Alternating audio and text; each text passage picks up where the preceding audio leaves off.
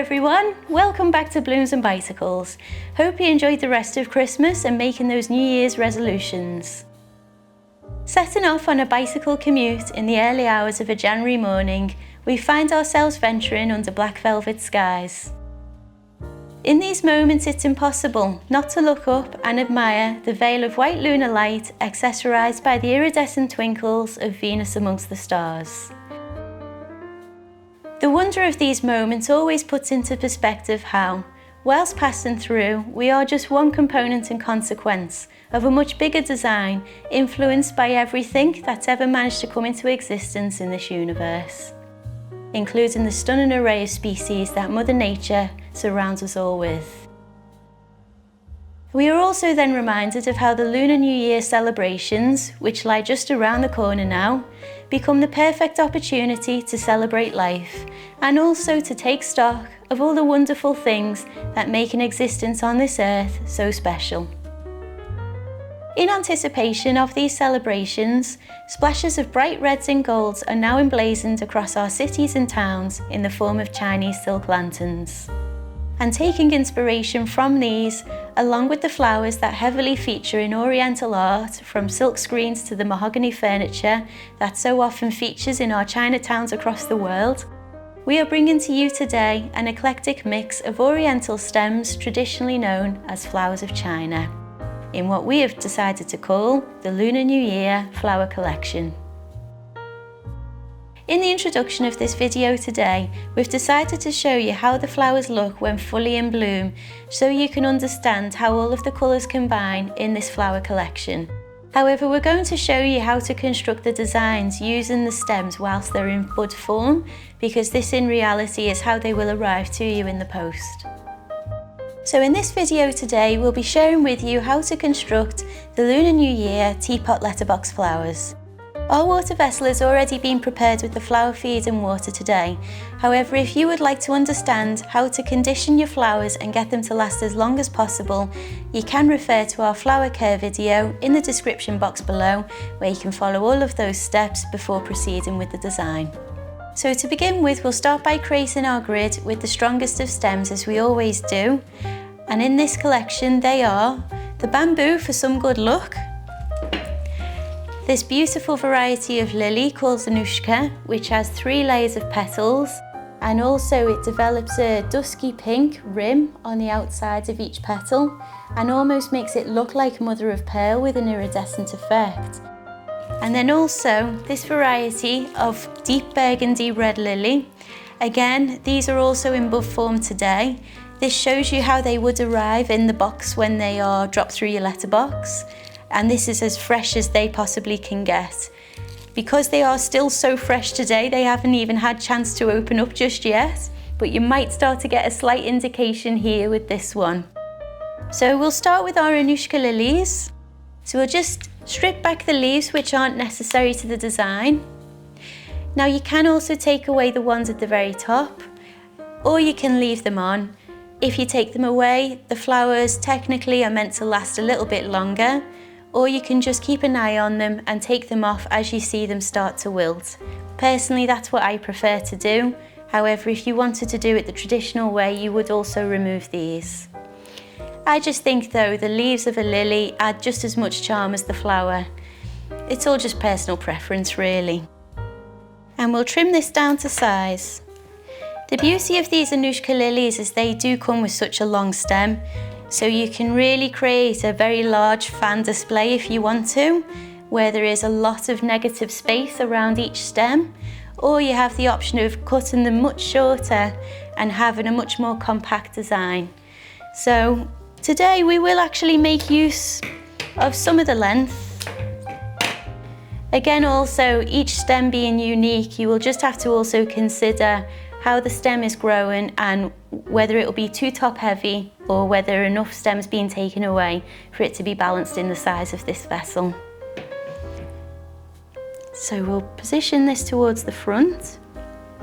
And now to do much the same with our red lilies, stripping away the leaves. And now we'll trim away our stem to position this on the opposite side. And because we always talk about creating unexpected shapes and angles, with these lilies this can be achieved by cutting them down to varying heights. So now to take our bamboo, and just to also say, you will receive the bamboo with some shoots on probably, because bamboo is so resilient and will grow pretty much anywhere. So if you want, you could always plant this to create a cutting effectively. Obviously bamboo does grow very quickly though, so if you did choose to put it into your garden, maybe it'd be better potted rather than in the ground next to other shrubs.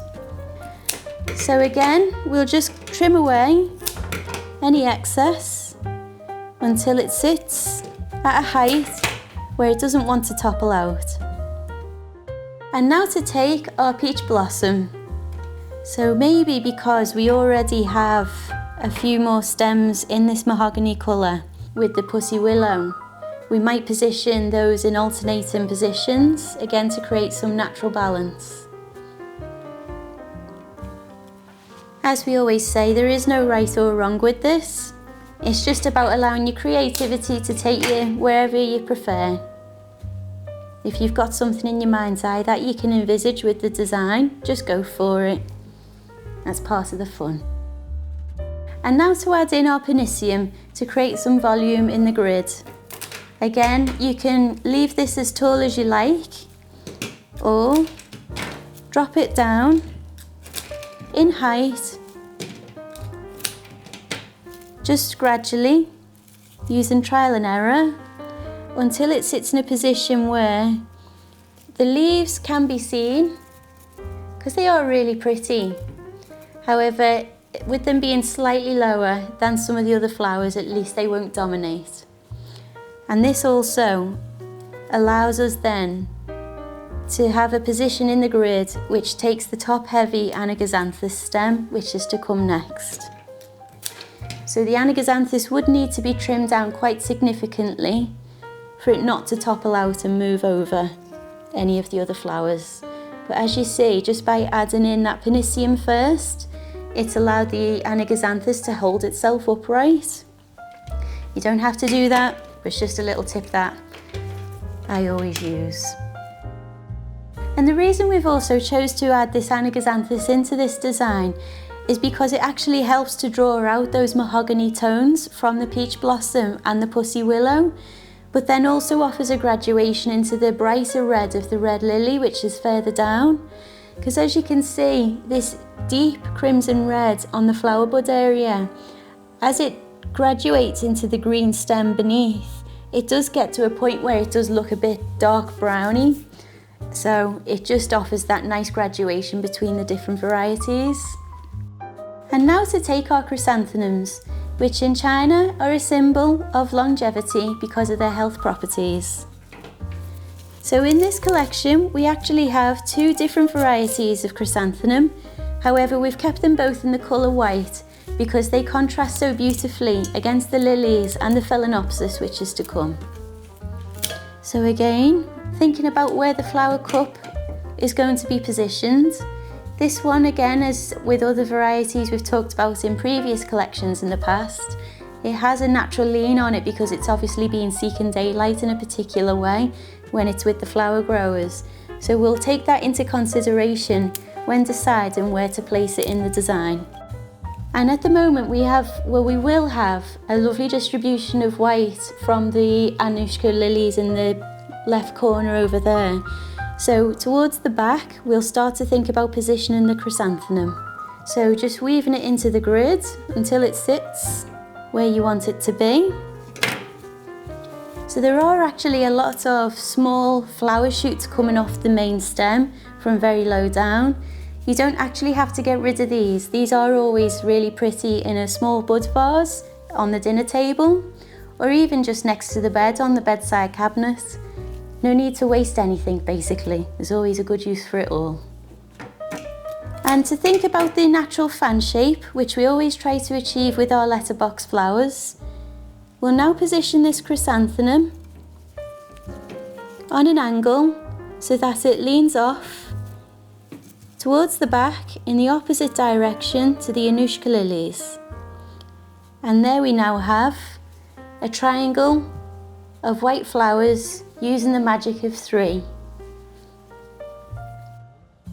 And now to take our Calla lily, which is in this beautiful burgundy colour, and offers again some graduation between the mahogany tones of the pussy willow and peach blossom to the Anigozanthos and then into the red lily. So cutting on an angle at the bottom of the stem, as we always do, we'll now look to position this maybe alongside the tallest chrysanthemum, but making sure it's not too tall to dominate. It's such a beautiful flower, though we do still want to make sure it is fully visible. So maybe we will just play around until it finds a nice place, and then we'll use the Pennisetum to help support this taller chrysanthemum stem at the back. And now to take our Anthurium. With this being such a naturally long stem and very straight, we'll position this towards the back where there's currently some negative space, and that has naturally held itself next to the bamboo and isn't actually touching the bottom of the teapot. And again, this just shows how using the natural grid helps you really create some unexpected shapes and angles with our flowers. And now to take this beautiful peony, again another famed flower of China, which is so often featured in Chinese art. We'll make sure this is put towards the middle so it's on full view as one of the feature flowers. The peony does have quite a natural lean to it, so using this to our advantage, once it's cut down to the appropriate size for the water vessel, we'll just allow it to slope off in its own way.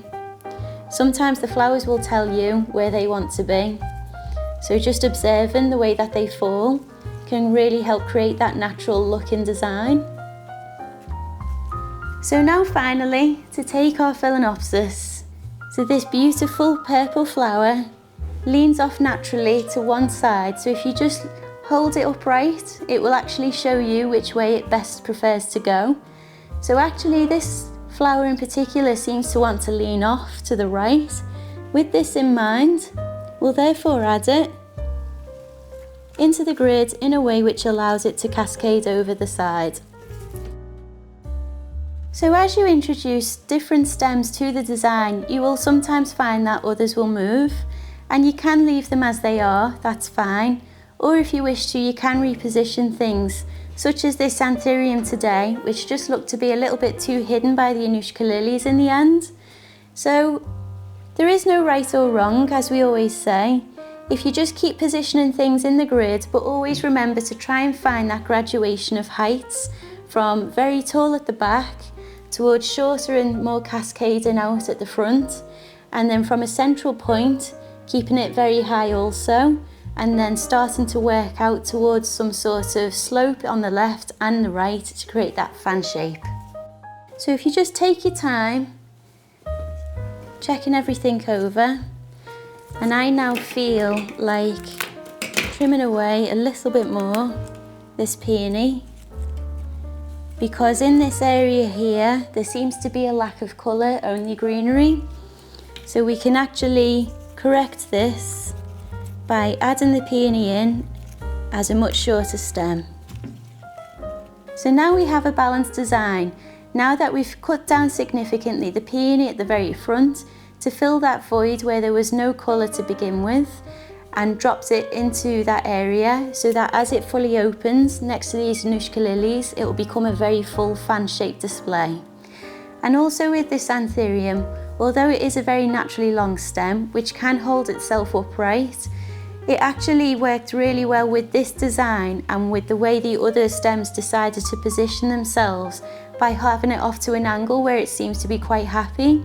So this Anthurium stem is actually quite high up the teapot and actually very close to the opening of the water vessel, and is holding itself in the grid on this very unusual angle, which also allows it to add a statement in its own way. So we always say to just make sure that teapot is fully topped up and the water and feed is replenished regularly to keep this display lasting a very long time. And all being well, with those things in mind, it will last you all the way through to the Lunar New Year celebrations. So after a week of having your design in place, you'll find that the flower heads begin to open. And that's why today we've decided to share with you how ours looks a week after we put ours together. Just so you can see the full extent of the design and all of the different splashes of colour and how they look when they're combined from everything in bloom. So that's all from us today in this tutorial. Hope you have a lovely January and a happy Lunar New Year, and we really can't wait to see you back here in February for Valentine's Day.